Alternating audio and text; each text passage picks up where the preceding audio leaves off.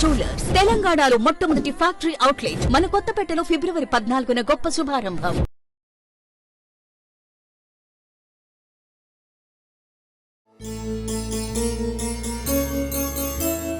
ततो युद्ध परिश्रान्तं समरे चिन्तया स्थितं रावणं चाग्रतो दृष्ट्वा युद्धाय समुपस्थितं दैवतैश्च समागम्य द्रष्टुमभ्यागतो रणम् उपगम्य ब्रवीद्रामम् अगस्त्यो भगवान् ऋषिः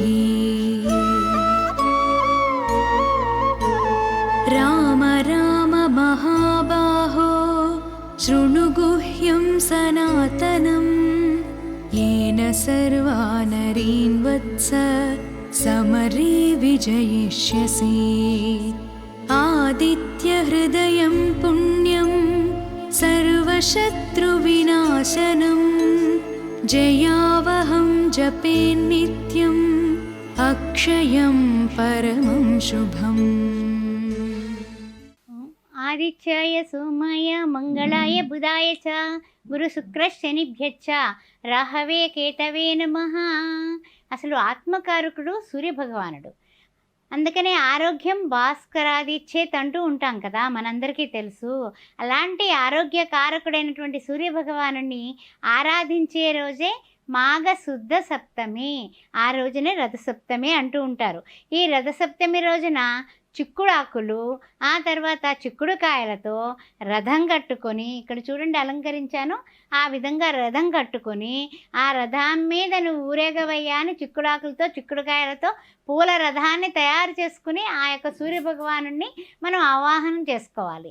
అలా చేసుకున్నప్పుడు ఓం సూర్యాయ నమః, ఓం ఆదిత్యాయ నమః, ఓం రవాయ నమః, ఓం మిత్రాయ నమః, ఓం ధృతికరాయ నమః, ఓం సవిత్రాయ నమః, ఓం సవిత్రాయ నమః, ఓం శ్రీ సూర్య భగవానుడికి ఉన్నటువంటి 12 నామాలు కూడా మనం చెప్పుకుంటే లఘువుగా చేసేటటువంటి చిన్న పూజ కింద ఉంటుంది.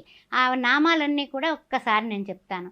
ఓం రవాయ నమః, ఓం మిత్రాయ నమః, ఓం సూర్యాయ నమః, ఓం సూర్యాయ నమః, రవిమిత్ర సూర్య ఖగాయ నమః, ఓం ఖగాయ నమః, ఓం భానాయ నమః, ఓం భానాయ నమః, ఓం రవిమిత్ర సూర్య ఖగ భాను, ఓం పూషాయ నమః, ఓం పూషాయ నమః, ఓం హిరణ్యగర్భాయ నమః, ఓం హిరణ్యగర్భాయ నమః, ఓం సవిత్రాయ నమః, ఓం సవిత్రాయ నమః, ఓం ఆదిత్యాయ నమః, ఓం ఆదిత్యాయ నమః, ఓం భాస్కరాయ నమః, ఓం భాస్కరాయ నమః, రవిమిత్ర సూర్య ఖగ భాను పూష హిరణ్యగర్భ మారీచ, ఓం మారీచాయ నమః, ఓం ఆదిత్యాయ నమః, ఓం సవిత్రాయ నమః, ఓం అర్కాయ నమః. ఈ 12 కూడా సూర్యభగవానుడి యొక్క దివ్యనామాలు. రవి మిత్ర సూర్య ఖగ భాను పూష హిరణ్యగర్భ మరీచ ఆదిత్య సవిత్ర అర్క భాస్కరేభ్యో నమః. ఓం శ్రీ భాస్కరేభ్యో నమః అని గంధం పుష్పం, ఆ తర్వాత పుష్పాలతోటి అక్షింతలతోటి కూడా ముందు వినాయకుడు పూజ చేసుకున్న తర్వాత ఆ తర్వాత మనం సూర్యభగవానుడి ఆరాధన చేసుకుని ఆ యొక్క సూర్యభగవానుడి యొక్క అనుగ్రహ కిరణాలు మన ఇంట్లో పడాలని, మనం అందరం కూడా ఆయురారోగ్యాలతో ఉండాలని ఆ యొక్క సూర్యభగవానుని మనం కోరుకుంటూ మనం చేయాల్సింది ఏంటంటే ఒక నిమ్మకాయ దీపంతో సూర్యభగవానుడి ఆరాధనలో ఇంటి దిష్టి అంతా కూడా పోవాలని గృహమంతా కూడా మీరు పూజ అయిపోయిన తర్వాత ఈ నిమ్మకాయ దీపాన్ని ముందు రెడీ చేసుకోండి. అక్కడ ఉప్పు పెట్టి ఉన్నాను నేను, చూడండి ఒక్కసారి. ఆ ఉప్పు మీద కొంచెంగా చిటికెడు పసుపు వేయండి, అదేవిధంగా చిటికెడు కుంకుమ వేయండి, అదేవిధంగా చిటికెడు అక్షింతలు వేయండి.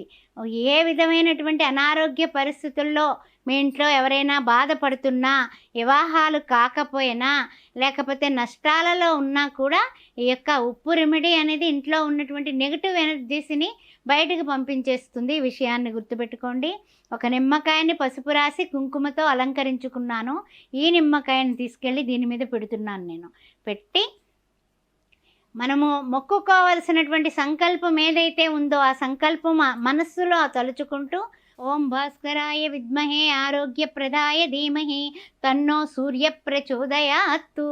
ఇది ఈ యొక్క గాయత్రి, సూర్య గాయత్రి చేసుకొని ముమ్మారు ఆ సూర్య భగవానుడికి చక్కగా అర్ఘ్యం ఇవ్వండి. చక్కగా 2 చేతులతోటి కూడా ఇలా నీళ్లు పోసుకొని అర్ఘ్యం ఇవ్వండి. ఓం భాస్కరాయ నమః, ఓం భాస్కరాయ నమః, ఓం భాస్కరాయ నమః అని ఆ సూర్యభగవానుడికి అలా తలుచుకొని అలా నీళ్లు ఉదకం తప్పనిసరిగా ఆయనకి నివేదించి 3 సార్లు ఆ సూర్యభగవానుడికి నమస్కారం చేసుకొని తల్లి, తండ్రి, గురువు, దైవము, మాతృదేవో భవ, పితృదేవో భవ, ఆచార్య దేవో భవ అని మనం అంటూ ఉంటాం కదా. అతిథి దేవో భవ, అతిథులను కూడా ఆయనే పంపిస్తాడు, ఆహారాన్ని ఆయన ఇస్తున్నాడు. సకల చరాచర జగత్తులో ఉన్నటువంటి జీవకోటికి అందరికీ కూడా ఆహారం అందేటట్లుగా చేసేటటువంటి సాక్షాత్తు నారాయణుడే సూర్యభగవానుడి రూపము. అందువల్ల శ్రీ సూర్యనారాయణ వేద పారాయణ లోకరక్షామణి దైవ చూడామణి అని ప్రార్థించండి. లేదా జయ సదా సవిత్రమండల నారాయణ మధ్యవర్తి, ఆ నారాయణుడే ఆయన మధ్యవర్తిగా పరిపాలిస్తున్నాడు. సృష్టి స్థితి లయకారకులు మన కంటికి ఏ రూపంలో అన్నా కనిపించినా కనిపించకపోయినా తెల్లవారు లేస్తే సూర్యభగవానుడి ద్వారా మనకి అన్ని రకాలైనటువంటి ఏమిటంటే డిసిప్లిన్ నేర్చుకోవచ్చు, డెడికేషన్ తెలుసుకోవచ్చు, డిటర్మినేషన్గా ఎలా ఉండాలో తెలుసుకోవచ్చు, డ్యూటీ ఎలా చేయాలో తెలుసుకోవచ్చు. అందువల్ల ఎవరైనా బద్ధకిస్తారేమో కానీ ఏ బద్ధకం లేనటువంటి సూర్యభగవానుడికి నమస్కారం చేస్తూ నమస్కార ప్రియాయ నమః. అదేవిధంగా జలాన్ని అర్ఘం ఇస్తున్నాం. ఆ జలాన్ని ఇస్తేనే సంతోషపడిపోతాడట. ఆయన నైవేద్యాలను అడగట్లా. కానీ ఈ యొక్క రథసప్తమి రోజున నోములు, వ్రతాలు కొత్తగా పట్టేవాళ్ళు కూడా పడుతూ ఉంటారు. అది కూడా శుభకరంగానే ఉంటుంది. అదేవిధంగా ఈ రథసప్తమి రోజున కొంతమంది ఏంటంటే కనుక పితృదేవతలకు కూడా పెట్టుకుంటూ ఉంటారు. అది కూడా మంచిదే. చిమ్నీ ఉండలు కూడా చేసి అందరికీ పంచుతూ ఉంటారు. అది కూడా శుభప్రదమే. శని దోషాలు తొలగిపోతాయని ఆ విధంగా చేస్తూ ఉంటారు. అదేవిధంగా మనం ఎప్పుడైతే ఈ యొక్క ఉప్పు మీద ఉప్పు వేసి పసుపు, కుంకుమ, గంధం వేసి నిమ్మకాయ వేసాం కదా, వేసిన దాని మీద 2 ఆరతి కర్పూరం బిళ్ళలు పెట్టి మనం లాస్ట్ని వెలిగించాలి. అది మొత్తం ఇల్లంతా కూడా మూలకి తిప్పండి. బయట కాదు, లోపల ఇల్లంతా తిప్పండి. తప్పనిసరిగా ఏ విధమైన నెగిటివ్ ఎనర్జీస్ ఉన్నా కూడా పోతాయి. కొంతమంది నిదట్లో ఉలిక్కి పడలేస్తూ ఉంటారు, అలాంటివన్నీ పోతాయి. అనారోగ్య పరిస్థితులన్నీ కూడా పోతాయి. అంతేకాకుండా మీ ఇంట్లో లక్ష్మీ తాండవం జరుగుతుంది. లక్ష్మీదేవి అష్టైశ్వర్య ప్రధానిగా వచ్చి కూర్చుంటుంది. అంతటి పాజిటివ్ ఎనర్జీస్ వస్తాయి. అందుకని పూర్తిగా మీరు వినండి. చక్కగానే ఈ విధంగా 2 ముద్దహారతి కర్పూరం బిళ్ళలు చక్కగా నిమ్మకాయ మీద మీరు నిలబెట్టుకొని ఆ తర్వాత మీరు హారతి ఇచ్చేటప్పుడు వేరే హారతులు ఏమి ఇవ్వక్కర్లేదు. ఆయనే ప్రత్యక్ష దైవము, ఆయనే దీపం దర్శయామి అంటే కొన్ని గుళ్ళల్లో సూర్యభగవానుడి వైపు చూసి ఆ దీపాన్ని దర్శనం చేసుకుంటూ ఉంటాం. అందువల్ల మనము సూర్యభగవానుడిని ఆవాహనం చేసుకున్నాము, గోధుమలు పెట్టుకున్నాము, ఆ గోధుమల మీద సూర్యబింబాన్ని పెట్టుకున్నాము. అదేవిధంగా రాగితో చేసినటువంటి సూర్యబింబం అది. అదేవిధంగా ఆయనకి ఇష్టమైనటువంటి దానిమ్మకాయలు, అంటే ఎరుపుదనం అంటే ఇష్టం కాబట్టి దానిమ్మకాయలు, ఆ తర్వాత క్షీరాన్నాన్ని కూడా తయారు చేసుకున్నాము. ఆవు పాలతో ఉడికించినటువంటి క్షీరాన్నాన్ని తయారు చేసుకున్నాము, ఇక్కడ పెట్టాము. సింపుల్గా మనం పూజ చేసుకుని కలశాన్ని బాగా గమనించండి. కలశాన్ని నవధాన్యాల మీద పెట్టాను. ఎందువల్ల అంటే కనుక జ్యోతిష్య శాస్త్రంలో భగవంతుడైనటువంటి సూర్యభగవానుడు ఆత్మకారకుడు, తండ్రి అతనే. ప్రతిమా గ్రహాలన్నింటికన్నా కూడా మిన్న అతనే. అందుకని ఆదిత్యాయ సోమాయ మంగళాయ బుధాయ చ గురు శుక్ర శనిభ్యచ్చ రాహవే కేతవే నమః అని అంటూ ఉంటాం కదా. అందువల్ల ఈ 9 గ్రహాలకి కూడా ఆత్మకారకుడు కాబట్టి నవధాన్యాల మీద కలశ స్థాపన చేసుకుని సూర్యభగవాను ఆరాధించిన వాళ్ళకి గ్రహాల యొక్క సమస్యలు ఉండవు. మరి తరువాత ఏం చేయాలంటే గోమాతకి నానబెట్టి గోమాతకి పట్టుకెళ్ళి పెట్టేసిరండి. మీరేం బెంగ పెట్టుకోబాకండి.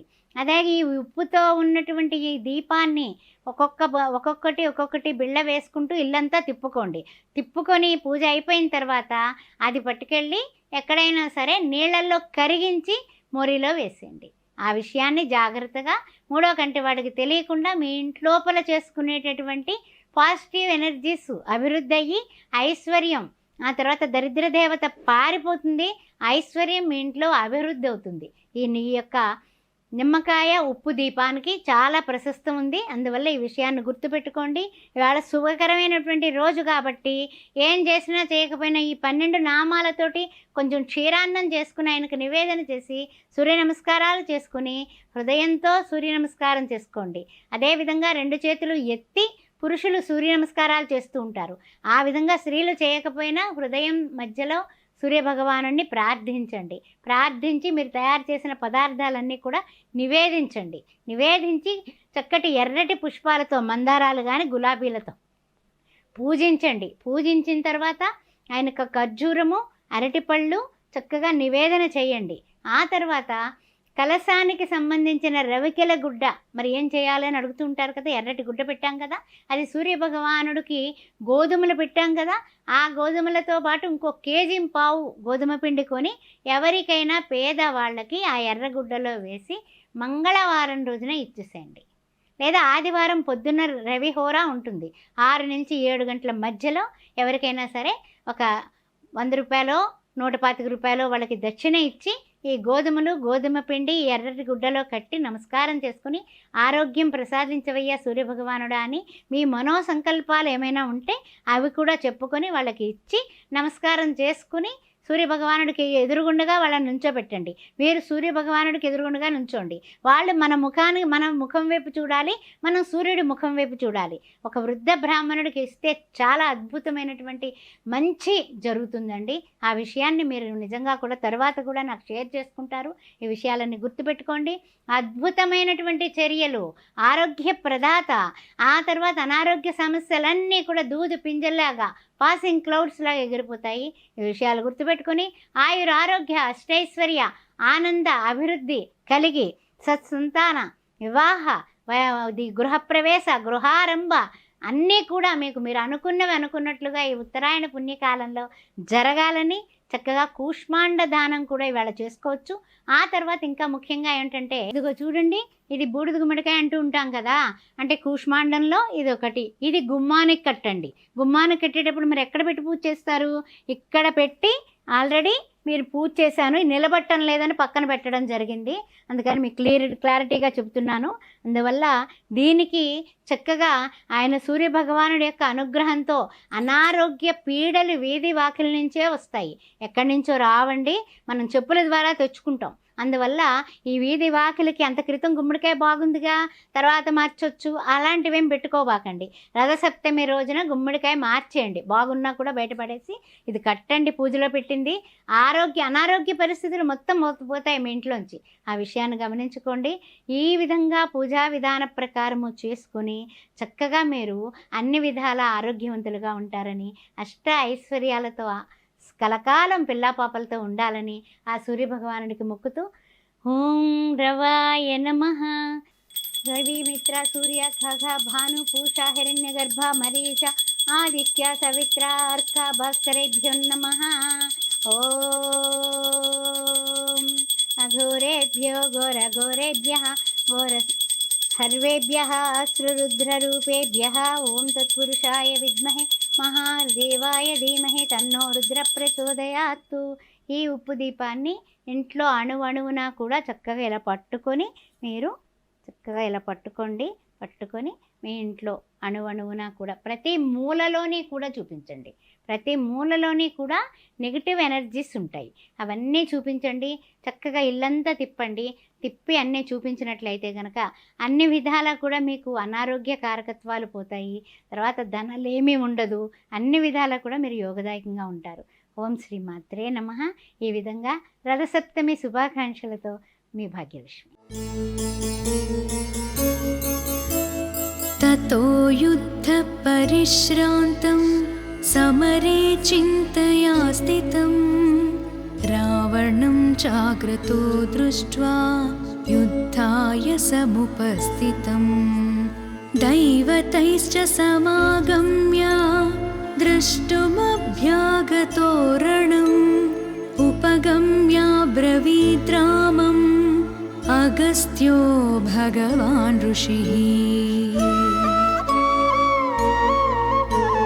राम राम महाबाहो शृणु गुह्यं सनातनम् येन सर्वा नरीन् वत्स समरे विजयिष्यसि आदित्यहृदयं पुण्यं सर्वशत्रुविनाशनं जयावहं जपे नित्यम् अक्षयं परमं शुभम्